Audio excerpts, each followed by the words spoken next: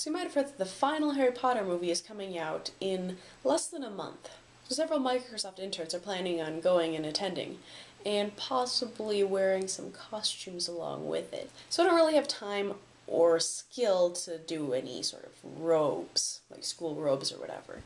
But there's some other stuff I could do. First, my friend, who is the bestest best friend in the world, got me this. My very own wand.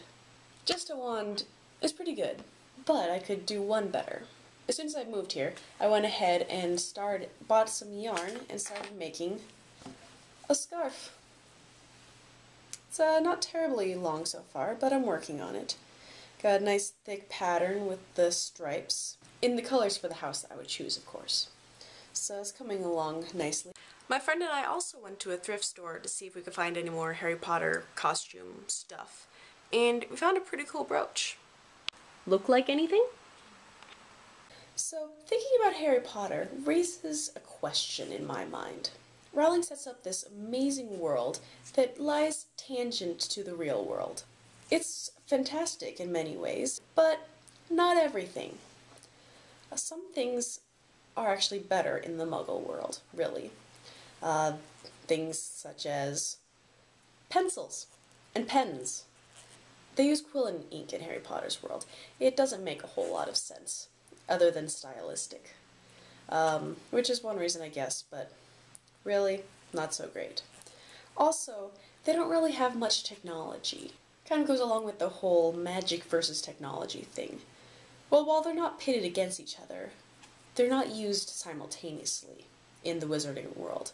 So my question is this. If you could choose between living in the real world, the way it is now, or the wizarding world, the way it is portrayed in the books, and let's say assuming a time when there isn't an evil overlord ruling everything, because I just probably wouldn't choose that, but assuming a peaceful time in either world, which would you choose? I'm not so sure. Like I said, cleaning would be easier, but no computers? As a computer scientist, I find that pretty difficult to imagine. To quote Frederick P. Brooks, author of the Mythical Man Month, "The magic of myth and legend has come true in our time. One need only type the correct incantation in a keyboard, and a display screen comes to life, showing things that never were, nor could be." And keep in mind that this was written, well, several years ago, like 30 years at least. And just, if he was able to say that about technology back then, think of what we can do now.